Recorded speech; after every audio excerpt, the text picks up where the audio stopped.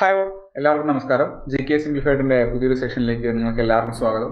അപ്പോൾ എക്കണോമിക്സിൻ്റെ ഫണ്ടമെൻ്റൽസ് നമ്മളിന്ന് തുടങ്ങുകയാണ്. നമ്മൾ പൊളിറ്റിയുടെ ഫണ്ടമെൻ്റൽസ് ഓൾറെഡി ആരംഭിച്ചു. ഓരോരോ വിഷയങ്ങളുടെ ഫണ്ടമെൻ്റൽസ് നമ്മൾ പാർട്ട് ബൈ പാർട്ടായിട്ടാണ് ചെയ്യുന്നത്. അപ്പോൾ ഇന്ന് നമ്മൾ ആരംഭിക്കുന്നത് എക്കണോമിക്സിൻ്റെ ഫണ്ടമെൻ്റൽസ് ആണ്. എക്കണോമിക്സ് എന്ന് പറയുന്നത് നമ്മൾ നോക്കിക്കഴിഞ്ഞാൽ തരക്കേടില്ലാത്ത എളുപ്പമായിട്ടുള്ളൊരു വിഷയമാണ്. കാരണം നമ്മുടെ ഡേ ടു ഡേ ലൈഫിൽ നടക്കുന്ന ആക്ടിവിറ്റീസ്, നമ്മുടെ പോക്കറ്റിൽ കിടക്കുന്ന പൈസ നമ്മളെങ്ങനെ മാനേജ് ചെയ്യുന്നു എന്നതിനെ പറ്റി പഠിക്കുന്ന സാധനമാണ് എക്കണോമിക്സ് അഥവാ സാമ്പത്തിക ശാസ്ത്രം എന്ന് പറയുന്നത്. അപ്പോൾ ഇത്രയും ഡേ ടു ഡേ ലൈഫിൽ നമ്മൾ എന്താ പറയുക ഉപയോഗിക്കുന്നൊരു സാധനമായിട്ട് കൂടെ എക്കണോമിക്സ് എന്ന് പറയുന്നത് GKയിൽ ഒരു പേടിപ്പെടുത്തുന്ന ഏരിയയാണ്. കാരണം അതിലെ ചില ടേംസ് അത് മനസ്സിലാക്കാനുള്ള ബുദ്ധിമുട്ട് തുടങ്ങിയ കാര്യങ്ങളാണ് പ്രധാനപ്പെട്ട പ്രശ്നം. അപ്പോൾ ആ ഒരു പ്രശ്നങ്ങൾ സോൾവ് ചെയ്യുക എന്നുള്ളതാണ് ഞാൻ ഈ ഒരു ബേസിക്സ് ബിൽഡ് ചെയ്യുന്ന വീഡിയോസിലൂടെ ഉദ്ദേശിക്കുന്നത്. അപ്പോൾ ഇന്നത്തെ ക്ലാസ്സിൽ ആദ്യത്തെ ഈ ഒരു സെഷനിൽ നമ്മൾ ഇതിൻ്റെ ഫണ്ടമെൻ്റൽസ് ബിൽഡ് ചെയ്യുക എന്നുള്ള സാധനമായിരിക്കും ഉദ്ദേശിക്കുന്നത് കേട്ടോ. ഏറ്റവും ബേസിൽ തന്നെ നമുക്ക് പോകാം. അപ്പോൾ ഒരുപാട് ലെങ്ത് ഒന്നും ഇല്ലാത്ത അരമണിക്കൂറിൽ താഴെയുള്ള വീഡിയോസിലൂടെ ആയിരിക്കും ഞാൻ നിങ്ങളുടെ ഈ ഒരു ബേസ് ബിൽഡ് ചെയ്യുന്നത്. ഓക്കെ, അപ്പോൾ ആദ്യം തന്നെ എന്താണ് എക്കണോമി, എന്താണ് എക്കണോമിക്സ്? പലരും മാറി മാറി ഉപയോഗിക്കുന്ന ഒരു ടേമാണിത്. എന്താ അത് എക്കണോമിക്സ്? എന്താ പഠിച്ചേ എക്കണോമി? രണ്ടും തമ്മിലുള്ള വ്യത്യാസം കൃത്യമായിട്ട് അറിഞ്ഞൂടാ. അത് നമുക്ക് ആദ്യം മനസ്സിലാക്കാം. സുഹൃത്തെ, എക്കണോമിക്സ് എന്ന് പറഞ്ഞു കഴിഞ്ഞാൽ ഇപ്പോൾ നമ്മൾ ഹിസ്റ്ററി, പോളിറ്റി, ജിയോഗ്രഫി എന്നൊക്കെ പറയുമ്പോൾ ഇതൊക്കെ ഓരോ മേഖലകളെ പറ്റിയിട്ടുള്ള പഠനമാണ്. സ്കൂളിൽ നമ്മൾ സോഷ്യൽ സയൻസിൽ പഠിച്ചിട്ടുള്ള കാര്യങ്ങളാണ് ഇതൊക്കെ, അല്ലേ? അപ്പോൾ അങ്ങനത്തെ ഒരു സയൻസ്, എക്കണോമിയെ പറ്റി, വെൽത്തിനെ പറ്റി പഠിക്കുന്ന ഒരു ശാസ്ത്രമാണിത് എക്കണോമിക്സ് എന്ന് പറയുന്നത്. അതുകൊണ്ട് നമുക്കതിനെ സാമ്പത്തിക ശാസ്ത്രം എന്ന് വിളിക്കാം. അപ്പോൾ എന്തൊക്കെയാണോ ഈ എക്കണോമിയിൽ നടക്കുന്ന കാര്യങ്ങൾ, നമ്മുടെ സമ്പദ് വ്യവസ്ഥയിൽ നടക്കുന്നത്, അതിനെപ്പറ്റി ശാസ്ത്രീയമായി പഠിച്ചാൽ അതിനെ സാമ്പത്തിക ശാസ്ത്രം എക്കണോമിക്സ് എന്ന് വിളിക്കാം. അപ്പോൾ എന്താണ് നമ്മുടെ എക്കണോമി? എക്കണോമി എന്ന് പറഞ്ഞാൽ ഇന്ത്യയുടെ സമ്പദ്ഘടന എന്ന് പറയും. അത് വലിയൊരു ടേമാണ്. അതിൻ്റെ ഒരുപാട് ഡെഫിനിഷൻസ് ഉണ്ട്. എനിക്ക് ഏറ്റവും ആപ്റ്റായിട്ട് തോന്നിയ ഒരു ഡെഫിനിഷൻ ഞാനിവിടെ പറഞ്ഞുതരാം. എന്താണ് എക്കണോമി? ഒന്ന് വായിച്ചേ. An economy is a complex system of interrelated production, consumption and exchange activities which ultimately determine how resources are allocated among participants. എക്കണോമിയുടെ ഒരുപാട് ഡെഫിനിഷൻസ് ഞാൻ കണ്ടു. അതിൽ എനിക്ക് ഏറ്റവും മനോഹരമായിട്ട് തോന്നിയതാണ്. അപ്പോൾ കഴിഞ്ഞ വീഡിയോകളിൽ നിങ്ങൾ എന്നോട് മലയാളം കൂടെ ആഡ് ചെയ്യാമെന്ന് ചോദിച്ചു. എല്ലാത്തിനും ഒന്നും ഉറപ്പ് പറയുന്നില്ലെങ്കിലും ഈ എക്കണോമിക്സ് കുറച്ച് ബുദ്ധിമുട്ടായതുകൊണ്ട് തന്നെ എക്കണോമിക്സിൻ്റെ ഫണ്ടമെൻ്റൽസ് ബിൽഡ് ചെയ്യുന്ന എല്ലാ വീഡിയോയിലും ഞാൻ ഇംഗ്ലീഷും മലയാളം ആഡ് ചെയ്യാനായിട്ട് ശ്രമിച്ചിട്ടുണ്ട്. ഓക്കെ, അപ്പോൾ നമുക്ക് ഫസ്റ്റ് തന്നെ ഡെഫിനിഷനിലേക്ക് വരാം. എന്താണിത്? നമുക്കറിയാം, നമുക്ക് ചുറ്റും ഒരുപാട് ആക്ടിവിറ്റീസ് നടക്കുന്നുണ്ട്. ചില ആളുകൾ എന്തൊക്കെയോ സാധനങ്ങൾ ഉൽപ്പാദിപ്പിക്കുന്നുണ്ട്. ഇപ്പോൾ അരിയാകട്ടെ, അല്ലെങ്കിൽ കൃഷി ചെയ്യുന്ന വേറെ എന്ത് സാധനങ്ങളാകട്ടെ, അല്ലെങ്കിൽ ചില കമ്പനികളാകട്ടെ. അപ്പോൾ ഉൽപ്പാദനം നമ്മുടെ നാട്ടിൽ നടക്കുന്നുണ്ട്. ഈ ഉൽപ്പാദിപ്പിക്കപ്പെടുന്ന സാധനങ്ങൾ ആരൊക്കെയോ ഉപയോഗിക്കുന്നില്ലേ? അപ്പോൾ അതിൻ്റെ കൺസംഷൻ നമുക്ക് ചുറ്റും നടക്കുന്നുണ്ട്. പല സാധനങ്ങളുടെയും എക്സ്ചേഞ്ച് നടക്കുന്നുണ്ട്. എക്സ്ചേഞ്ച്, ബാർട്ടർ സിസ്റ്റത്തിൻ്റെ കാലഘട്ടത്തിൽ ഒരു സാധനം കൊടുത്ത് മറ്റൊരു സാധനം മേടിക്കുക. ഇന്ന് കാശ് കൊടുത്തിട്ട് അല്ലെങ്കിൽ അതിന് തുല്യമായിട്ടുള്ള എന്തെങ്കിലും ഗോൾഡോ എന്തെങ്കിലും കൊടുത്തിട്ട് നമ്മൾ മറ്റൊരു സാധനം മേടിക്കുക. അപ്പോൾ നമ്മുടെ എക്കണോമി എങ്ങനെ സിമ്പിളായിട്ട് ഡിഫൈൻ ചെയ്യാമെന്ന് പറഞ്ഞു കഴിഞ്ഞാൽ നമുക്ക് ചുറ്റുമുള്ള പ്രൊഡക്ഷൻ, ഉൽപ്പാദനം, കൺസംഷൻ, ഉപഭോഗം, അതിൻ്റെ എക്സ്ചേഞ്ച്, വിനിമയം, ഈ സാധനങ്ങളുടെ ഒരു എന്താ പറയുക കംപ്ലീറ്റ് ആയിട്ടുള്ള ഒരു രൂപത്തിനെ നമുക്ക് എക്കണോമി എന്ന് വിളിക്കാം കേട്ടോ. ഈ എക്കണോമി എന്തിനാണ് തീരുമാനിക്കുന്നത്? അല്ലെങ്കിൽ ഈ എക്കണോമിയിൽ നടക്കുന്ന ഈ 3 പ്രോസസ്സുകൾ എന്തൊക്കെയാണ്?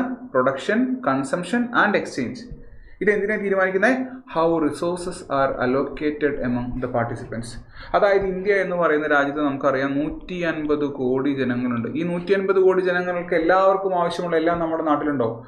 കൃത്യമായിട്ട് പറഞ്ഞു കഴിഞ്ഞാൽ കുടിക്കാനുള്ള ശുദ്ധജലം പോലും എല്ലാവർക്കും അവൈലബിൾ അല്ലാത്തൊരു നാടാണ്. അപ്പോൾ എങ്ങനെയാണ് നമ്മുടെ ലോകത്ത്, നമ്മുടെ രാജ്യത്ത്, അല്ലെങ്കിൽ നമ്മുടെ നാട്ടിൽ അവൈലബിൾ ആയിട്ടുള്ള വിഭവങ്ങൾ, the resources which are scarce, availability കുറവായിട്ടുള്ള റിസോഴ്സസ്, അതെങ്ങനെയാണ് അലോട്ട് ചെയ്യപ്പെടുന്നത്, ഏതൊക്കെ ആളുകളിലേക്ക് എത്തപ്പെടുന്നത്, ഏതൊക്കെ ആളുകളിലേക്ക് എത്തിപ്പെടണം തുടങ്ങിയ സാധനങ്ങൾ ചേരുമ്പോൾ നമുക്കതിനെ നമ്മുടെ എക്കണോമി എന്ന് വിളിക്കാം. അപ്പോൾ വളരെ സങ്കീർണമായിട്ടുള്ളൊരു സാധനമാണ് നമ്മുടെ എക്കണോമി എന്ന് പറയുന്നത്. എക്കണോമിക്ക് മറ്റൊരു ഡെഫിനിഷൻ എന്താ ഇവിടെ വന്നിട്ടുണ്ട്.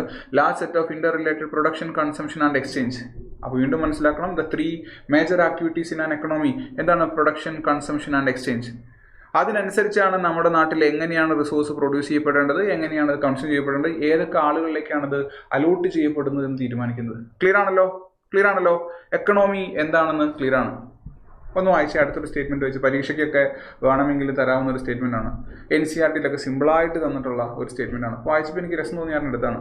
The production, consumption and distribution of goods and services combined to fulfil the needs of those who are living in the economy. ഒരു എക്കണോമിയിൽ ഇപ്പോൾ ഇന്ത്യൻ എക്കണോമി എന്ന് നമ്മൾ പറയുമ്പോൾ അവിടെയുള്ള ആളുകൾ എത്രത്തോളം തൃപ്തരാണെന്ന് എന്തൊക്കെയാണ് തീരുമാനിക്കുന്നത്? എഗെയിൻ ഞാൻ പറയുന്നു 3 ആക്ടിവിറ്റീസ് ആണ്. അവിടുത്തെ പ്രൊഡക്ഷൻ, ഉൽപാദനം, കൺസംഷൻ, എത്ര ആളുകൾ ഉപയോഗിക്കുന്നുണ്ട്. 3 ആ റിസോഴ്സിൻ്റെ അല്ലെങ്കിൽ പ്രൊഡ്യൂസ് ചെയ്യപ്പെടുന്ന ഗുഡ്സിൻ്റെ, സർവീസസിൻ്റെ, GST എന്ന് പറയില്ല, ചരക്ക് സേവന നികുതി, ആ ചരക്കുകളുടെയും സേവനങ്ങളുടെയും പ്രൊഡക്ഷൻ, കൺസംഷൻ, അതിൻ്റെ ഡിസ്ട്രിബ്യൂഷൻ, അതാണ് ആ എക്കണോമിയിലെ ആളുകൾ എത്രത്തോളം തൃപ്തരാണ് എന്ന് കാണിക്കുന്നത്. നമ്മുടെ ആളുകൾ, നമ്മുടെ കുട്ടികൾ എന്തിനാണ് നാട്ടിൽ നിന്നും മറ്റുള്ള നാടുകളിലേക്ക് മൈഗ്രേറ്റ് ചെയ്യപ്പെടുന്നത്? കാരണം ഈ എക്കണോമിയിലെ പല പല ഫീച്ചേഴ്സിൽ അവർ സാറ്റിസ്ഫൈഡ് അല്ല. അവിടെ എന്തൊക്കെ കിട്ടുന്നുണ്ട്? അവിടെ എനിക്ക് ബെറ്റർ ഫെസിലിറ്റീസ് കിട്ടുന്നുണ്ട്. ഈ ബെറ്റർ ഫെസിലിറ്റീസ് ഈ പ്രൊഡക്ഷൻ്റെയും കൺസംഷൻ്റെയും ഡിസ്ട്രിബ്യൂഷൻ ഓഫ് റിസോഴ്സിൻ്റെയും അല്ലെങ്കിൽ ഡിസ്ട്രിബ്യൂഷൻ ഓഫ് ഗുഡ്സ് ആൻഡ് സർവീസിൻ്റെയും ഭാഗമാണ്. അപ്പോൾ നമ്മുടെ തൃപ്തി എന്തിനെ ഡിപ്പെൻഡ് ചെയ്തിരിക്കും? നമ്മുടെ എക്കണോമിയെ ഡിപ്പെൻഡ് ചെയ്തിരിക്കും. അപ്പോൾ എക്കണോമി എന്നൊരു ലാർജർ പിക്ചർ നമുക്ക് കിട്ടി.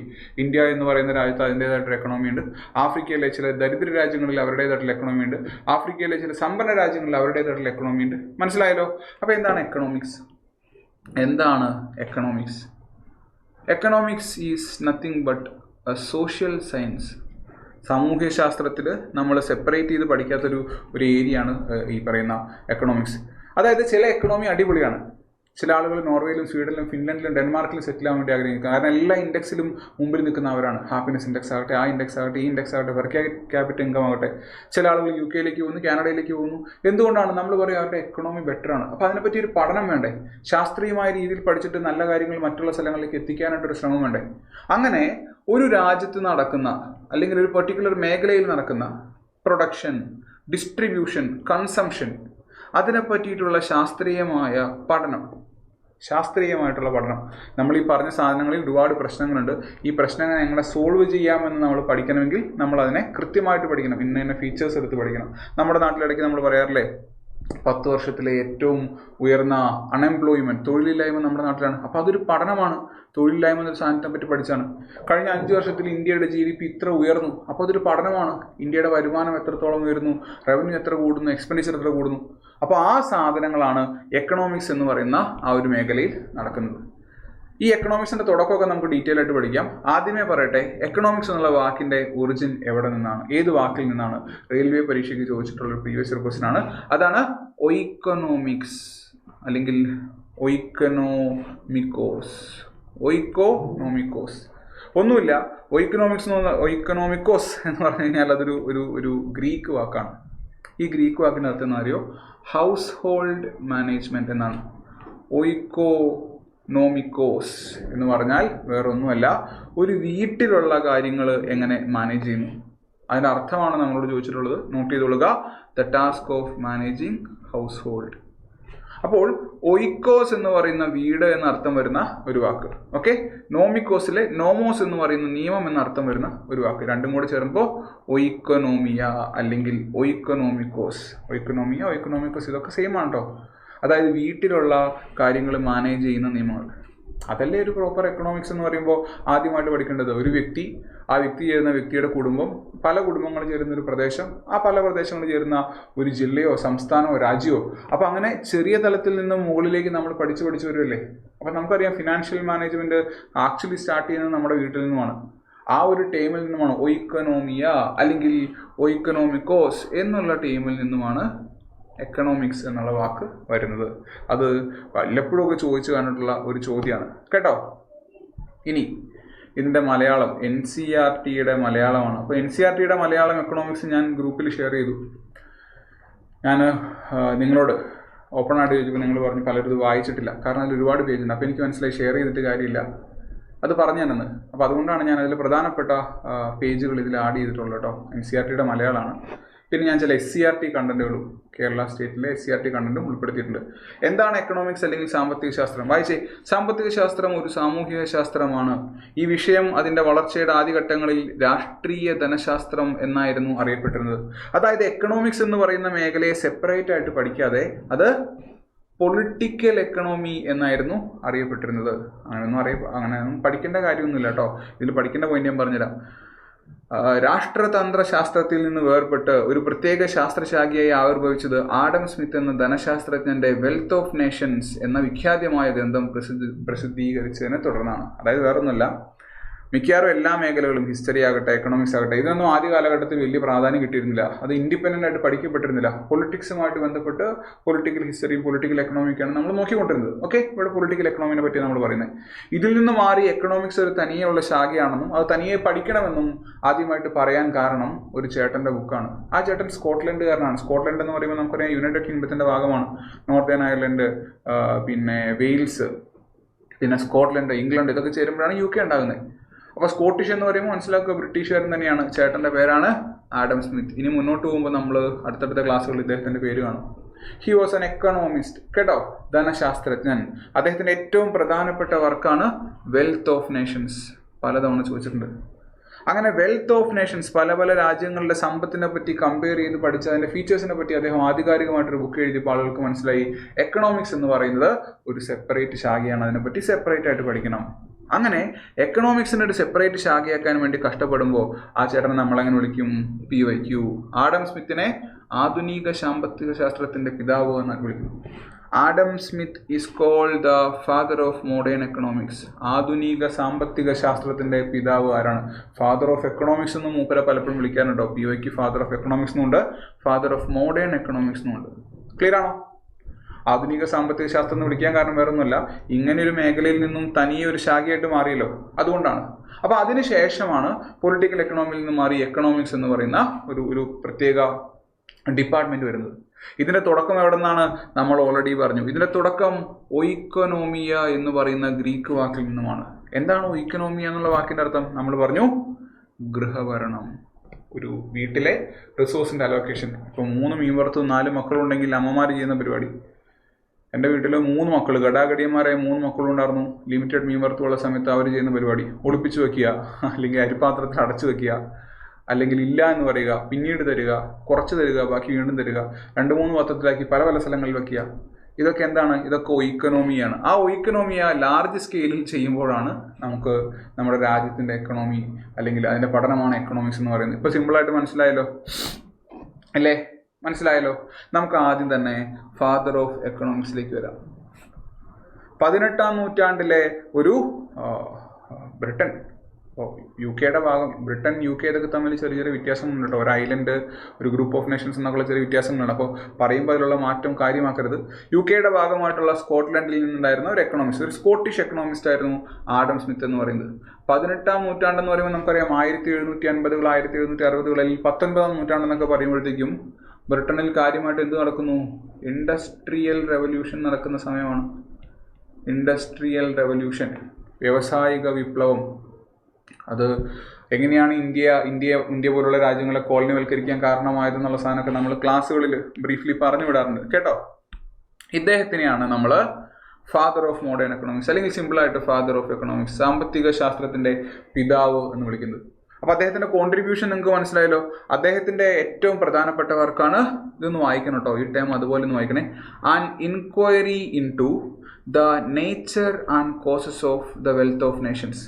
അപ്പോൾ ബുക്കിൻ്റെ സിമ്പിൾ പേര് വെൽത്ത് ഓഫ് നേഷൻസ് എന്നല്ല, an inquiry into the nature and causes of wealth of nations. പലതരം രാഷ്ട്രങ്ങളുണ്ട്, നല്ല സമ്പത്തുള്ളവരും സമ്പത്തില്ലാത്തവരുണ്ട്. ഈ സമ്പത്തുള്ള രാഷ്ട്രങ്ങൾ അല്ലെങ്കിൽ സമ്പത്തില്ലാത്ത രാഷ്ട്രങ്ങളുടെ സമ്പത്തിൻ്റെ കാരണത്തിനെ പറ്റി പഠിക്കുക, അതിൻ്റെ സ്വഭാവവും അതിൻ്റെ കാരണത്തിനെ പറ്റി പഠിക്കുക. അതാണല്ലോ എക്കണോമിക്സ് എന്ന് പറയുന്ന ശാഖ. അതുകൊണ്ടാണ് ഇദ്ദേഹത്തിന് ഫാദർ ഓഫ് എക്കണോമിക്സ് എന്ന് വിളിക്കുന്നത്. ഞാൻ UPSC പഠിച്ചു തുടങ്ങിയ സമയത്ത് സെക്കൻഡ് ഹാൻഡ് ബുക്ക് ഷോപ്പുകളിൽ പോകുമ്പോൾ നമ്മൾ ബുദ്ധിജീവിയാണെന്ന് കാണിക്കാൻ വേണ്ടി ഏറ്റവും നല്ല കട്ടിയുള്ള ബുക്കുകൾ നോക്കും. അപ്പോൾ അന്ന് എനിക്ക് തോന്നുന്നു വേറെ ആരും എടുക്കാത്തതുകൊണ്ടായിരിക്കും 150 രൂപയ്ക്കോ അതിൽ ചോടയോ ഒരു പുസ്തകം വിൽക്കാൻ വെച്ചിരുന്നു. നല്ല കട്ടി ഉണ്ടെങ്കിലും വലിയ വെയിറ്റ് ഇല്ല, അങ്ങനെ വലിയ ലെങ്ത് ഉള്ള പേജൊന്നുമല്ല. ആ ബുക്കായിരുന്നു ഈ പറയുന്ന വെൽത്ത് ഓഫ് നേഷൻസ്. അപ്പോൾ ആഡം സ്മിത്തിനെ പറ്റിയൊക്കെ വായിച്ചു തുടങ്ങിയ സമയമായതുകൊണ്ട് തന്നെ 150 രൂപ വലിയ വിഷയമല്ല. 150 രൂപയ്ക്ക് ഞാൻ മേടിക്കാൻ വേണ്ടി പോകുന്നത് ഫാദർ ഓഫ് എക്കണോമിക്സിൻ്റെ ആദ്യത്തെ ഗ്രന്ഥമാണ്. അങ്ങനെ ആ സാധനം മേടിച്ചു. 2 പേജിൽ കൂടുതൽ വായിച്ചിട്ടില്ല. വർഷങ്ങളായിട്ട് അതിൻ്റെ കൂടെ ഉണ്ടായിരുന്നു. ഹൈദരാബാദിൽ നിന്ന സമയത്ത് ഒരു വെള്ളപ്പൊക്കത്തിൽ എൻ്റെ സമ്പത്തിൽ പലതും പോയതിൻ്റെ കൂടെ എൻ്റെ വെൽത്ത് ഓഫ് നേഷൻസും ഒലിച്ചു പോയി എന്നുള്ളതാണ് കേട്ടോ. 150 രൂപയുടെ വെൽത്ത് ഓഫ് നേഷൻസ് വായിക്കാൻ പോലും പറ്റാണ്ട് എന്നെ വിട്ടു പോയി എന്നുള്ളതാണ്. ഈ ആഡം സ്മിത്തിനെ പറ്റി പറയുമ്പോൾ നമ്മൾ മനസ്സിലാക്കേണ്ട ഒരു കാര്യമുണ്ട്. ആഡം സ്മിത്തിൻ്റെ perspective. Consider the following statements regarding Adam Smith എന്ന് പറഞ്ഞു കഴിഞ്ഞാൽ, അല്ലെങ്കിൽ അദ്ദേഹത്തിൻ്റെ പെർസ്പെക്റ്റീവ് ചോദിച്ചു കഴിഞ്ഞാൽ തരാൻ സാധ്യതയുള്ള സ്റ്റേറ്റ്മെന്റ്സ് ആണ്. ഒന്ന്, ഹി ആർഗ്യൂഡ് അഗെയിൻസ്റ്റ് മെർക്കാന്റിലിസം.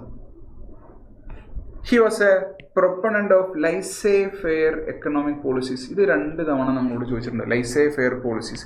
അപ്പോൾ ആദ്യമേ തന്നെ മനസ്സിലാക്കാം എന്താണ് മെർക്കാന്റിലിസം. മലയാളത്തിൽ നമുക്കതിനെ വ്യാപാരവാദം എന്ന് പറയാം. അതായത് മെർക്കാന്റിലിസം എന്ന് പറഞ്ഞു കഴിഞ്ഞാൽ ആദ്യ കാലഘട്ടത്തിൽ ഇവർ പറഞ്ഞിരുന്നത് ഒരു കച്ചവടം നടക്കുന്ന സാധനത്തിൽ അല്ലെങ്കിൽ അവിടെയുള്ള കമ്പനികളെ അല്ലെങ്കിൽ ആ എക്കണോമി എന്ന് പറയുന്ന സാധനം ഉണ്ടല്ലോ, ആ ഒരു സമ്പദ് വ്യവസ്ഥയിലുള്ള സകലമാന ആക്ടിവിറ്റീസിലും ആരിടപെടണം? സർക്കാർ അല്ലെങ്കിൽ ഗവൺമെൻറ് ഇടപെടണം. സർക്കാർ ഓരോ പോളിസികളിലും ഇടപെടണം. ഇന്നത്തെ ചൈനീസ് എക്കണോമി പോലെ അവർ കയറ്റുമതി വർദ്ധിപ്പിക്കാനായിട്ട് ശ്രമിക്കണം, ഇറക്കുമതി കുറയ്ക്കാനായിട്ട് ശ്രമിക്കണം. അങ്ങനെ സമ്പദ്ഘടനയുടെ ഓരോ മേഖലകളിലും സർക്കാർ ഇടപെടൽ വരുന്ന വളരെ സ്ട്രോങ് ആയിട്ടുള്ള ഒരു ഗവൺമെൻറ് കൺട്രോൾ ചെയ്യുന്ന എക്കണോമിയെ നമുക്ക് മെർക്കാന്റിലിസം എന്ന് വിളിക്കാം, അല്ലെങ്കിൽ മെർക്കാന്റിലിസ്റ്റ് പോളിസി എന്ന് വിളിക്കാം. അദ്ദേഹം പറഞ്ഞു അത് വേണ്ട, അത് മണ്ടത്തരമാണ്, നമുക്ക് വേണ്ടത് ലൈസേ ഫെയർ പോളിസീസ് ആണ്. എന്താണ് ലൈസേ ഫെയർ പോളിസീസ് അല്ലെങ്കിൽ ലൈസേ ഫെയർ ക്യാപിറ്റലിസം എന്ന് വെച്ചാൽ എന്താണ്? മെർക്കാന്റിലിസത്തിന്റെ നേർവിപരീതം. ഗവൺമെന്റ് ഇടപെടലുകൾ വേണ്ട, അതായത് it opposes any government intervention. ബിസിനസ്സിൽ ഗവൺമെന്റ് ഇടപെടണ്ട. പിന്നെ ആർക്ക് സ്പേസ് കൊടുക്കണം? Give free space to markets. മാർക്കറ്റുകൾക്ക് വില കൊടുക്കുക. മാർക്കറ്റിൽ ഒരു സാധനത്തിന് ഡിമാൻഡ് ഉണ്ടെങ്കിൽ അതിനനുസരിച്ച് സപ്ലൈ വന്നോളൂ. സപ്ലൈ ഇല്ലെങ്കിൽ വേറെ സ്ഥലത്ത് നിന്ന് ആളുകൾ കൊണ്ടുവന്ന് വെച്ചോളും. ഡിമാൻഡ് കൂടിക്കഴിഞ്ഞാൽ ആളുകൾ സാധനം സപ്ലൈ ചെയ്തോളൂ. ഒരു സാധനത്തിന് ഡിമാൻഡ് കുറയുകയാണെങ്കിൽ അതിൻ്റെ സപ്ലൈ കുറഞ്ഞോട്ടെ. ക്ലിയർ ആണോ പറയുന്നത്? അപ്പോൾ ഒരു സാധനത്തിൻ്റെ ഡിമാൻഡ് സപ്ലൈ തുടങ്ങിയ സാധനങ്ങളെ പറ്റി വളരെ കൃത്യമായിട്ട് ആര് പറയുന്നുണ്ട്? ഇദ്ദേഹം പറയുന്നുണ്ട്. ഒരൊറ്റ മിനിറ്റേ.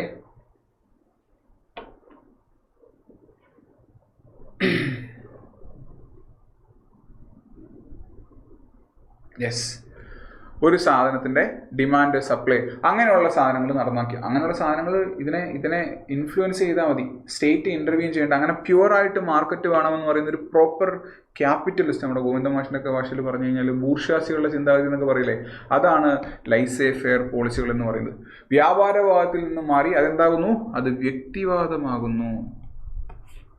പ്രവർത്തനങ്ങളിൽ നിന്ന് ഗവൺമെന്റിനെ പൂർണ്ണമായും ഒഴിവാക്കണം. അത് വ്യക്തികളിലേക്കും മാർക്കറ്റിലേക്കും പോകണം. ഇദ്ദേഹമാണ് ആഡം സ്മിത്ത്. കാലഘട്ടം വീണ്ടും പറയട്ടെ, 18-ാം നൂറ്റാണ്ട്. അദ്ദേഹത്തിന്റെ പോളിസി എന്തായിരുന്നു? പ്രീവിയസ് ഇയർ ക്വസ്റ്റ്യൻ ചോദിച്ച പോളിസി ലൈസേ ഫെയർ പോളിസി. അദ്ദേഹത്തിന്റെ വർക്ക് എന്തായിരുന്നു? Wealth of Nations.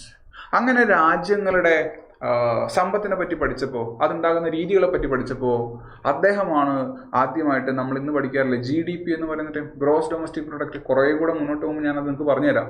ഈ ഗ്രോസ് ഡൊമസ്റ്റിക് പ്രൊഡക്റ്റ് തുടങ്ങിയ ആശയങ്ങളെ പറ്റി ആദ്യമായിട്ട് പറഞ്ഞത് അദ്ദേഹമാണ്. GDP, ഗ്രോസ് ഡൊമസ്റ്റിക് പ്രൊഡക്റ്റ്, ഈ കോൺസെപ്റ്റിനെ പറ്റിയൊക്കെ സംസാരിച്ചത് ആദ്യം അദ്ദേഹമാണ്. ഫാദർ ഓഫ് എക്കണോമിക്സ് ആണ്. അപ്പോൾ ഇതിനെ പറ്റി വേണമെങ്കിലും പറയാലോ.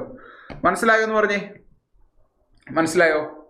മനസ്സിലായെങ്കിൽ നമുക്ക് നമ്മുടെ ഫണ്ടമെന്റൽസിന്റെ ഭാഗമായിട്ട് പരീക്ഷയ്ക്ക് ചോദിക്കാൻ ചാൻസ് ഉള്ള ചില ഡെഫിനിഷൻസ് നോക്കാം.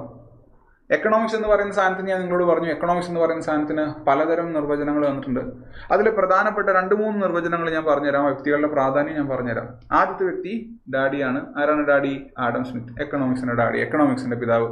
അദ്ദേഹം പറഞ്ഞു, എന്താണ് എക്കണോമിക്സ് എന്നോട് ചോദിച്ചു കഴിഞ്ഞാൽ, economics is the enquiry into nature and causes of the wealth of nations. അദ്ദേഹത്തിൻ്റെ ബുക്കിൻ്റെ അതേ പേരാണ്. എക്കണോമിക്സ് എന്ന് പറഞ്ഞാൽ വേറൊന്നുമല്ല, ഓരോ രാഷ്ട്രത്തിൻ്റെയും സമ്പത്തിനെ പറ്റി, ആ സമ്പത്തിൻ്റെ സ്വഭാവത്തെ പറ്റി, ആ സമ്പത്ത് ഉണ്ടാകാനും നഷ്ടപ്പെടാനുള്ള കാരണങ്ങളെക്കുറിച്ചുള്ള പഠനമാണ്. അപ്പോൾ പ്രോപ്പറായിട്ട് നമ്മൾ നോക്കിക്കഴിഞ്ഞാൽ അതല്ലേ എക്കണോമിക്സ്. ആ ഒരു കാഴ്ചപ്പാടിൽ നോക്കിക്കഴിഞ്ഞാൽ വ്യക്തികൾ മറ്റു കാര്യങ്ങളൊന്നും നോക്കുന്നില്ല. രാഷ്ട്രത്തിൽ എന്തൊക്കെ സമ്പത്ത് ഉണ്ടാകുന്നു, എന്തൊക്കെ സമ്പത്ത് ഉണ്ടാകുന്നില്ല. അതിൽ അദ്ദേഹം എടുത്തു പറഞ്ഞു, economy of A nation depends on the wealth generated through goods and services. ഒരു നാട്ടിൽ പ്രൊഡ്യൂസ് ചെയ്യപ്പെടുന്ന ചരക്ക് സേവനങ്ങൾ, അതിൻ്റെ മൂല്യം, അതാണ് എക്കണോമിക്സിനെ ഡിറ്റർമിൻ ചെയ്യുന്നത്. അപ്പോൾ അദ്ദേഹത്തിൻ്റെ ബുക്കിൻ്റെ അതേ പേരാണ് അദ്ദേഹം എക്കണോമിക്സിൻ്റെ ഡെഫിനിഷനായിട്ട് പറഞ്ഞത്. അപ്പോൾ ചില കാഴ്ചപ്പാടിൽ നോക്കുമ്പോൾ അത് കറക്റ്റാണ്. വെൽത്ത് ഓഫ് നേഷൻസിനെ പറ്റിയിട്ടുള്ള ഒരു സ്റ്റഡിയാണ് എക്കണോമിക്സ്. പക്ഷെ കാലാകാലങ്ങളിൽ അത് മാറിക്കൊണ്ടിരിക്കും, അപ്ഡേറ്റ് ചെയ്യപ്പെടും. കുറച്ചുകൂടെ കഴിഞ്ഞപ്പോൾ നിങ്ങൾ നോക്കിയേ, കുറച്ചുകൂടെ കാലം കഴിഞ്ഞു, 19-ാം നൂറ്റാണ്ട് 20-ാം നൂറ്റാണ്ട് കാലഘട്ടത്തിൽ ജീവിച്ചിരുന്ന മറ്റൊരു ബ്രിട്ടീഷ് എക്കണോമിസ്റ്റ്, അദ്ദേഹത്തിൻ്റെ പേര് നമ്മുടെ പ്രീവിയസ് ഇയർ ക്വസ്റ്റ്യൻ എന്താണെന്നുള്ളത് നിങ്ങൾക്ക് പിന്നെ മനസ്സിലാവും. അദ്ദേഹത്തിൻ്റെ പേരാണ് ആൽഫ്രഡ് മാർഷൽ. ആ പ്രീവിയസ് ഇയർ ക്വസ്റ്റ്യൻ എന്താണെന്ന് അറിയാമെങ്കിലും ഒന്ന് പറയണം കേട്ടോ. എക്കണോമിക്സ് എവിടെയെങ്കിലും നിങ്ങൾ പഠിച്ചിട്ടുണ്ടെങ്കിൽ നിങ്ങൾക്ക് ആൽഫ്രഡ് മാർഷലിനെ അറിയാം. ആൽഫ്രഡ് മാർഷൽ എന്ന് പറയുന്ന ബ്രിട്ടീഷ് എക്കണോമിസ്റ്റ് പറഞ്ഞു, അദ്ദേഹം 1890 പുറത്തിറക്കിയ പ്രിൻസിപ്പിൾസ് ഓഫ് എക്കണോമിക്സ് എന്ന് പറയുന്ന ബുക്ക്. നിങ്ങളൊരു കാര്യം മനസ്സിലാക്കണം, പൊളിറ്റിക്കൽ എക്കണോമിയിൽ നിന്ന് മാറി പഠിക്കേണ്ട ഒരു ശാഖയാണ് എക്കണോമിക്സ് എന്ന് ആഡം സ്മിത്ത് പറഞ്ഞെങ്കിലും അദ്ദേഹം എക്കണോമിക്സ് എന്നുള്ള വാക്ക് അതേപോലെ ഉപയോഗിച്ചിട്ടില്ല. ഈ എക്കണോമിക്സ് എന്നുള്ള വാക്ക് ആദ്യമായിട്ട് കൃത്യമായിട്ട് ഉപയോഗിക്കുന്ന വ്യക്തി ആൽഫ്രഡ് മാർഷലാണ്. എന്താണോ ആഡം സ്മിത്ത് ചെയ്തത് അത് എക്കണോമിക്സ് ആയി മാറുകയായിരുന്നു. എന്നാൽ എക്കണോമിക്സ് എന്നുള്ള വാക്ക് ആദ്യമായിട്ട് യൂസ് ചെയ്യുന്നത് ആൽഫ്രഡ് മാർഷലാണ്. എന്തായിരുന്നു അദ്ദേഹത്തിന്റെ ഡെഫിനിഷൻ? വായിച്ചേ. Economics is the study of man in the ordinary business of life. The subject was both. Man എന്ന് പറയുമ്പോൾ സ്ത്രീകൾക്ക് വിഷമം തോന്നരുത്. പണ്ട് കാലഘട്ടത്തിൽ അങ്ങനെയാണ്. നമ്മുടെ ഭരണഘടന നോക്കിക്കഴിഞ്ഞാൽ ഹിസ് ഹിസ് ഹിസ് എന്ന് കാണുന്ന ഹെർ ഹെർ എന്ന് കാണില്ല. അതുകൊണ്ട് വേറെ ബുദ്ധിമുട്ടൊന്നും വിചാരിക്കരുത് കേട്ടോ. ഓക്കെ, അപ്പം ഞാനിത് മൂപ്പരുടെ അതേ ഡെഫിനിഷൻ എടുത്തുന്നുള്ളൂ. അതായത് എക്കണോമിക്സ് എന്നാൽ സമ്പത്തിനെ കുറിച്ച്, സമ്പത്തല്ല, സമ്പത്തിനെ കുറിച്ച് മാത്രമുള്ള ഒരു പഠനമല്ല. ആ സമ്പത്തുമായിട്ട് ബന്ധപ്പെട്ടിരിക്കുന്ന മനുഷ്യനെ പറ്റി, മനുഷ്യരാശിയെ പറ്റിയുള്ള ഒരു പഠനമാണ്. അതായത് സാമ്പത്തിക ശാസ്ത്രം എന്ന എക്കണോമിക്സ് എന്നുള്ള വാക്ക് പറഞ്ഞാൽ മനുഷ്യൻ പറഞ്ഞു, it is not just the study of wealth. Wealth എന്ന് പറയുന്ന സാധനം ഉറപ്പായിട്ടുമുണ്ട്. ആ വെൽത്തുമായിട്ട് ബന്ധപ്പെട്ട മനുഷ്യന്മാരെ പറ്റിയിട്ടുള്ള പഠനം കൂടിയാണത്. എന്നാൽ അപ്പം നിങ്ങൾ ആലോചിക്കും, കുറച്ചുകൂടെ ആപ്റ്റായിട്ടുള്ള ഡെഫിനിഷൻ അതല്ലേ? അതായത് ഇന്ത്യ എന്ന് പറയുന്ന രാജ്യത്തിന് ഇപ്പോൾ ലോകത്തിലെ ഏറ്റവും വലിയ നാലാമത്തെ എക്കണോമി നമ്മൾ പറഞ്ഞു, അല്ലെങ്കിൽ മൂന്നാമത്തെ എക്കണോമി നമ്മൾ പറഞ്ഞു. അപ്പോൾ അടിപൊളിയാണ്. എന്നാൽ ആ രാജ്യത്തെ എല്ലാ ജനങ്ങൾക്കും ഒരുപോലെയാണോ? എല്ലാ ജനങ്ങളുടെയും ആഗ്രഹങ്ങളും എല്ലാ ജനങ്ങളുടെയും അച്ചീവ്മെൻറ്റ്സും ഒരുപോലെയാണോ? അല്ല. അപ്പോൾ അതിനെപ്പറ്റി കൂടെ നമ്മൾ പറഞ്ഞിരിക്കണം, അല്ലെങ്കിൽ അതിനെപ്പറ്റി കൂടെ നമ്മൾ അറിഞ്ഞിരിക്കണം. ശരിയല്ലേ? അപ്പോൾ വ്യക്തികളിലേക്ക് എക്കണോമിക്സിൻ്റെ ഡെഫിനിഷൻ എത്തിച്ച വ്യക്തിയാണ് ആൽഫ്രഡ് മാർഷൽ എന്ന് പറയുന്നത്. വ്യക്തികളിലേക്ക് എക്കണോമിക്സിൻ്റെ ഡെഫിനിഷൻ എത്തിച്ചു. അദ്ദേഹം പറഞ്ഞൊരു അടിപൊളി വാക്കുണ്ട് കേട്ടോ. ലാലേട്ടനൊക്കെ ഏതൊക്കെയോ സിനിമ പറയും, ലക്ഷ്യമല്ല മോനെ പ്രധാനം, മാർഗമാണ് മോനെ പ്രധാനം, അല്ല മാർഗമല്ല ലക്ഷ്യമാണ് പ്രധാനം, അങ്ങനെ എന്തൊക്കെയോ മൂപ്പർ പറഞ്ഞിട്ടുണ്ടല്ലോ. ഞാൻ എക്സാക്ട് ഡയലോഗ് മറന്നുപോയി. അത് പ്രീവിയസ് ക്വസ്റ്റൻ ഒന്നല്ല, വേണമെങ്കിൽ നിങ്ങൾക്ക് കമൻറ്റ് ചെയ്യാം കേട്ടോ. അദ്ദേഹം പറഞ്ഞ ഡെഫിനിഷൻ ഉണ്ട്, economics is nothing but means to ends. Means എന്നാൽ നമ്മുടെ മാർഗങ്ങളാണ്, നമുക്ക് മുന്നിലുള്ള മാർഗങ്ങൾ. എൻഡ്സ് എന്നാൽ ലക്ഷ്യങ്ങളാണ്. എക്കണോമിക്സ് എന്നാൽ വേറെ ഒന്നുമല്ല, ലക്ഷ്യത്തിലേക്കുള്ള ചില മാർഗങ്ങളാണ് എക്കണോമിക്സ് എന്ന് പറയുന്നത്. ലക്ഷ്യത്തിലേക്കുള്ള ചില മാർഗങ്ങളാണ് എക്കണോമിക്സ്. ക്ലിയർ ആണോ? ലക്ഷ്യത്തിലേക്കുള്ള ചില മാർഗങ്ങളാണ് എക്കണോമിക്സ്. ലക്ഷ്യത്തിലേക്കുള്ള ചില മാർഗങ്ങളാണ് എക്കണോമിക്സ്. എന്താണ് മാർഗങ്ങൾ? മാർഗങ്ങൾ എന്ന് പറയുന്ന സാധനമാണ് നമുക്ക് അവൈലബിൾ ആയിട്ടുള്ള ഗുഡ്സ് ആൻഡ് റിസോഴ്സസ്. ലക്ഷ്യങ്ങൾ എന്ന് പറഞ്ഞു കഴിഞ്ഞാൽ ആളുകളുടെ ആവശ്യങ്ങളാണ്. ഇപ്പം എൻ്റെ ലക്ഷ്യം എന്ന് പറഞ്ഞു കഴിഞ്ഞാൽ ഒരു വീട് പണിയുക എന്നുള്ള, അല്ലെങ്കിൽ ഒരു കാറ് മേടിക്കുക എന്നുള്ളത്. അതിനുവേണ്ടി എന്തൊക്കെ സാധനങ്ങൾ അവൈലബിൾ ആണ്? ഒരു കാർ ഉണ്ടാക്കുക എന്നുള്ളതാണ് എൻ്റെ ലക്ഷ്യം. അതിനുവേണ്ടി എന്തൊക്കെ സാധനങ്ങൾ അവൈലബിൾ ആണ്? അപ്പോൾ നമുക്ക് ചുറ്റുമുള്ള ഗുഡ്സ് ആൻഡ് സർവീസസ്, അത് നമ്മുടെ ലക്ഷ്യത്തിലേക്ക്, ഇപ്പോൾ ഹാപ്പി ആയിട്ട് ജീവിക്കാൻ എനിക്ക് എന്തൊക്കെ ക്രൈറ്റീരിയ വേണം? ഒരു വീട് വേണം, എങ്ങനെ അതിലേക്ക് എത്താം? അല്ലെങ്കിൽ ഒരു കാർ വേണം, എങ്ങനെ അതിലേക്ക് എത്താം? ഇനി ഇതൊന്നും വേണ്ട, എനിക്ക് യാത്രകൾ വേണം, എങ്ങനെ അതിലേക്ക് എത്താം? അപ്പോൾ നമ്മുടെ ചുറ്റുമുള്ള റിസോഴ്സ് അത് ഉപയോഗിച്ചിട്ട് പ്രൊഡ്യൂസ് ചെയ്യപ്പെടുന്ന ഗുഡ്സ് ആൻഡ് സർവീസസ്, അതാണ് നമ്മുടെ മുന്നിലുള്ള മാർഗങ്ങൾ, നമ്മുടെ മുന്നിലുള്ള മീൻസ്. അത് നമ്മൾ എങ്ങോട്ടേക്ക് എത്തിക്കുന്നു? ലക്ഷ്യങ്ങളിലേക്ക് എത്തിക്കുന്നു. അപ്പോൾ വളരെ ബ്യൂട്ടിഫുൾ ആയിട്ടുള്ള സ്റ്റേറ്റ്മെൻ്റ് ആണ്. നമ്മുടെ ഒരു പ്രീവിയസ് ക്വസ്റ്റൻ ആണ്, who defined economics as means to ends? Alfred marshal. Who defined economics as the study of nature and causes of wealth of Nations? അത് നമുക്കറിയാം, ആഡം സ്മിത്ത് ആണ്. ക്ലിയർ ആണല്ലോ? ക്ലിയർ ആണല്ലോ? ഒരാളുടെ പേരും കൂടെ നമ്മളോട് അറിഞ്ഞിരിക്കണം കേട്ടോ. ഒരാളുടെ പേരും കൂടെ നമ്മളോട് അറിഞ്ഞിരിക്കണം. ആളുടെ പേരാണ് ലയണൽ മെസ്സി അല്ല, ലയണൽ റോബിൻസ്. അദ്ദേഹവും ബ്രിട്ടീഷുകാരനാണ്. അദ്ദേഹത്തിൻ്റെ ഡെഫിനിഷൻ നിങ്ങൾ നോക്കണേ. എക്കണോമിക്സിൻ്റെ ഡെഫിനിഷനാണ്, it is the subject that studies allocation of scarce resource with countless possible uses. എന്തൊരു ബ്യൂട്ടിഫുൾ ആയിട്ടുള്ള ഡെഫിനിഷനാണെന്ന് നോക്കി. നമുക്ക് ചുറ്റും അവൈലബിൾ ആയിട്ടുള്ള resources, they are scarce. Availability വളരെ കുറഞ്ഞ റിസോഴ്സുകളാണ്. റിസോഴ്സുകൾ, വിഭവങ്ങൾ നമ്മൾ പഠിച്ചിട്ടുണ്ട്, ദുർലഭമാണ്. എല്ലാവർക്കും വേണ്ട എല്ലാം നമ്മുടെ കയ്യിലില്ല. എന്നാൽ അതിൻ്റെ പോസിബിലിറ്റി എന്ന് പറയുന്നത് കൗണ്ട്ലെസ് ആണ്. അതായത് എണ്ണമറ്റ ഉപയോഗങ്ങളുള്ള എന്നാൽ ദുർലഭമായിട്ടുള്ള വിഭവങ്ങളെ അതിനെ മനുഷ്യൻ എങ്ങനെ ഉപയോഗിക്കുന്നു, അതിൻ്റെ പഠനമാണ് എക്കണോമിക്സ്. അപ്പോൾ അതും ബ്യൂട്ടിഫുൾ അല്ലേ? ഈ സാധനവും നമ്മുടെ പ്രീവിയസ് ക്വസ്റ്റൻ ആണ്. ഈ ഒരു ഡെഫിനേഷൻ നമ്മളോട് ചോദിക്കാം. അദ്ദേഹം വളരെ ഫേമസ് ആയിട്ട് പറഞ്ഞിട്ടുണ്ട്, humans want what they cannot have. മനുഷ്യർ ആഗ്രഹിക്കുന്നതാണ് അവർക്ക് എത്തിപ്പെടാൻ പറ്റാത്ത, കിട്ടാൻ പറ്റാത്ത സാധനങ്ങൾ. അതിന് നെഗറ്റീവായിട്ട് പറയുന്ന ആളുകളുണ്ട്. അങ്ങനെ ആഗ്രഹിച്ചതിൻ്റെ ഫലമാണ് ആന കുതിര എന്നൊക്കെ പറയുന്ന ആളുകളുണ്ട്. നമ്മൾ ചില കാര്യങ്ങൾ നമുക്ക് പറ്റില്ല എന്ന് പറഞ്ഞ് നമ്മളെ തന്നെ ലിമിറ്റ് ചെയ്യുന്നത് നല്ലതല്ല. എന്നാൽ ചില ആഗ്രഹങ്ങൾ അത്യാഗ്രഹങ്ങൾ എന്ന് പറയാം. അപ്പോൾ ഇദ്ദേഹം ഫോക്കസ് ചെയ്തതിൽ രണ്ടാമത്തെ ഡയമെൻഷനാണ് അത്യാഗ്രഹം. നമുക്ക് തോന്നിയിട്ടില്ല പലപ്പോഴും മനുഷ്യർ അത്യാഗ്രഹികളാണെന്ന് തോന്നിയിട്ടില്ലേ? നമ്മുടെ ഇറാനിലും മിഡിൽ ഈസ്റ്റിലൊക്കെ നടക്കുന്ന കാര്യം നോക്കുമ്പോൾ, അല്ലെങ്കിൽ വെനസ്വേലയിലൊക്കെ നടന്ന കാര്യം നോക്കുമ്പോൾ നമുക്ക് തോന്നും ലോകത്തിലെ പ്രശ്നമുള്ള മേഖലയിൽ നിന്ന് മാറി പ്രശ്നമുണ്ടാക്കുന്ന മേഖലയിലേക്ക് മനുഷ്യന്മാർ പോകുന്നു. ചില ആളുകളുടെ അത്യാഗ്രഹം കാരണമാണ് നമുക്ക് തോന്നിയിട്ടില്ലേ? LPG നമ്മുടെ വീട്ടിൽ വരാത്ത, നമ്മുടെ പല ഉറ്റവരുടെയും ഉടയവരുടെയും തൊഴിൽ പോയിട്ട് ആളുകൾ തിരിച്ചു വരുന്നത്, ഗൾഫ് രാജ്യങ്ങളൊക്കെ ബാധിച്ചിട്ട് പല ആളുകളുടെയും ജീവൻ നഷ്ടപ്പെട്ടത്. അപ്പോൾ ഉറപ്പായിട്ടും കുറേ ആളുകൾ സെൽഫിഷാണ്, അത്യാഗ്രഹമുള്ളവരാണ്. ഇതിനു വേണ്ടിയിട്ടാണ് scars resources R scarce, availability കുറഞ്ഞു, ദുർലഭമാണ്. ഉദാഹരണം പെട്രോളിയം, ക്രൂഡ് ഓയിൽ. എല്ലാ രാജ്യത്തും സഫീഷ്യൻ്റ് ആയിട്ട് പെട്രോളിയം ഉണ്ടായിരുന്നെങ്കിൽ ഇന്ന് ഈ നടക്കുന്ന യുദ്ധം പലതും നടക്കില്ലായിരുന്നു. 1900-കളിൽ തുടങ്ങിയതാണ് ഈ പെട്രോളിന് വേണ്ടിയിട്ടുള്ള ഓട്ടവും ചാട്ടവും. അതിപ്പോൾ തുടങ്ങിയതല്ല കേട്ടോ. അപ്പോൾ ആ പെട്രോളിയത്തിൻ്റെ കേസിൽ ഉദാഹരണം വെച്ചിട്ട് നിങ്ങൾക്ക് ഈ ഡെഫിനിഷൻ നോക്കാം. അപ്പോൾ ഇതും ബ്യൂട്ടിഫുൾ ആയിട്ടുള്ള ഡെഫിനിഷനാണ്. നമുക്ക് SCERT-യിലേക്ക് വരാം. SCERT-യിൽ നിന്ന് വായിക്കണേ. സാമ്പത്തിക ശാസ്ത്രജ്ഞനായ ലയണൽ റോബിൻസ് ആ ഡെഫിനിഷൻ മലയാളത്തിൽ തന്നാൽ എങ്ങനെ ഇരിക്കുന്നതാണ്: മനുഷ്യൻ്റെ എണ്ണമറ്റ ആവശ്യങ്ങളും അവ നിറവേറ്റുന്നതിനാവശ്യമായ ദുർലഭമായിട്ടുള്ള എന്നാൽ പല പല ആവശ്യങ്ങൾക്ക് ഉപയോഗിക്കാവുന്നതുമായിട്ടുള്ള വിഭവങ്ങളും തമ്മിലുള്ള ബന്ധമാണ് സാമ്പത്തിക ശാസ്ത്രം എന്നാണ് പറയുന്നത്. ആ ഡെഫിനിഷനെ വിളിക്കുന്ന പേരാണ്, very important, scarcity definition. So which of the following economics is famous for scarcity definition? Scarcity, ദുർലഭമായിട്ടുള്ള റിസോഴ്സുകൾ എന്നാൽ എണ്ണമറ്റ പോസിബിലിറ്റീസ് ഉള്ള, കൗണ്ട്ലെസ് പോസിബിലിറ്റീസ് ഉള്ള റിസോഴ്സുകൾ നമ്മൾ ഉപയോഗിക്കുന്നു നമ്മുടെ ആവശ്യങ്ങൾ നിറവേറ്റാൻ. നമ്മുടെ ആവശ്യങ്ങൾ എണ്ണമറ്റതാണ്. അത് മറ്റൊരു ബ്യൂട്ടിഫുൾ ഡെഫിനിഷൻ അല്ലേ? ഈ 3 ഡെഫിനിഷൻസാണ് ഞാൻ പ്രധാനമായിട്ടും എക്കണോമിക്സ് എന്ന് പറയുന്ന ആ ഒരു മേഖലയിൽ കണ്ടിട്ടുള്ളത്. ഇതിൽ കൂടുതൽ റിസോഴ്സുകൾ ഉണ്ടെങ്കിൽ നിങ്ങൾക്ക് വേറെ ഏതെങ്കിലും ഒരു വ്യക്തിയെ പറ്റി അറിയണമെങ്കിൽ നിങ്ങൾ കമൻ്റായിട്ട് പറഞ്ഞാൽ മതി. എനിക്കറിയാവുന്ന ആളാണെങ്കിൽ ഞാൻ കമൻറ്റിൽ പറഞ്ഞുതരാം, അല്ലെങ്കിൽ ഞാൻ വായിച്ചിട്ട് പറഞ്ഞുതരാം. ഓക്കെ, അപ്പോൾ ഇന്നത്തെ ക്ലാസ് ഇത്രയേ ഉള്ളൂ. എക്കണോമിക്സിൻ്റെ ഫണ്ടമെൻ്റൽസ് മനസ്സിലായെന്ന് വിചാരിക്കുന്നു, ആഡം സ്മിത്തിൻ്റെ റോൾ മനസ്സിലായെന്ന് വിചാരിക്കുന്നു, ആൽഫ്രഡ് മാർഷലിൻ്റെ റോൾ മനസ്സിലായെന്ന് വിചാരിക്കുന്നു, അല്ലെങ്കിൽ ലയണൽ റോബിൻസിൻ്റെ റോൾ മനസ്സിലായെന്ന് വിചാരിക്കുന്നു. എക്കണോമിക്സും എക്കണോമിയും തമ്മിലുള്ള വ്യത്യാസം ഇനി ഒരിക്കലും മാറില്ല എന്ന് വിചാരിക്കുന്നു. അങ്ങനെയാണെങ്കിൽ എക്കണോമിക്സിൽ 2 പ്രധാനപ്പെട്ട മേഖലകളുണ്ട്. ഏതൊക്കെയാണെന്നറിയോ? മൈക്രോ എക്കണോമിക്സും മാക്രോ എക്കണോമിക്സും. എൻ്റെ ആദ്യത്തെ ചോദ്യം, who is known as the father of microeconomics? രണ്ടാമത്തെ ചോദ്യം, who is known as the father of macroeconomics? ഈ രണ്ടിൻ്റെ ഉത്തരം കമൻ്റായിട്ട് പറയുക. അടുത്ത ക്ലാസ്സിൽ നമ്മൾ പഠിക്കാൻ വേണ്ടി പോകുന്നത് മൈക്രോ എക്കണോമിക്സും മാക്രോ എക്കണോമിക്സും ആയിരിക്കും. ക്ലിയർ ആണേ? അപ്പോൾ ഇതിൻ്റെ നോട്ട് കാര്യങ്ങൾ കിട്ടാനായിട്ട് നിങ്ങൾക്ക് നമ്മുടെ ടെലിഗ്രാം ഗ്രൂപ്പിൽ ജോയിൻ ചെയ്യാം. നിങ്ങളുടെ സംശയങ്ങൾ അവിടെ ചോദിക്കാം. GK സിംപ്ലിഫൈഡ് ചാനലിൻ്റെ അതേ പേര് തന്നെയാണ്. ഇതിൽ സ്കാൻ ചെയ്യോ, ഈ ലിങ്ക്, ഈ ഒരു സാധനം ടൈപ്പ് ചെയ്താലും നിങ്ങൾക്ക് കിട്ടും കേട്ടോ. PDF കിട്ടും. ഡെയിലി പോൾ കാര്യങ്ങളൊക്കെ പോകുന്നുണ്ട്. ഓക്കെ, അപ്പോൾ എല്ലാവരും ഉഷാറായിട്ട് പഠിക്കണം. അടുത്ത ക്ലാസ്സിൽ ഞാൻ നിങ്ങൾക്ക് മൈക്രോ എക്കണോമിക്സ് മാക്രോ എക്കണോമിക്സ് പറഞ്ഞുതരാം. അങ്ങനെ 3-4 ക്ലാസ് ആകുമ്പോഴത്തേക്കും നിങ്ങളുടെ ബേസ് സാധനങ്ങൾ സെറ്റ് ആകുമെന്ന് വിചാരിക്കുന്നു. ഓക്കെ, അപ്പോൾ എല്ലാവരും അടിപൊളിയായിട്ട് ഉഷാറായിട്ട് പഠിക്കുക. All the best. Class helpful ആവുന്നുണ്ടെങ്കിൽ അത് കമൻ്റായിട്ട് തന്നെ പറയുക. കൂടുതൽ എന്താണ് വേണ്ടതെന്നുള്ളതും കമൻ്റായിട്ട് പറയുക. മറ്റൊരു സെഷനിൽ വീണ്ടും കാണാം. ബൈ.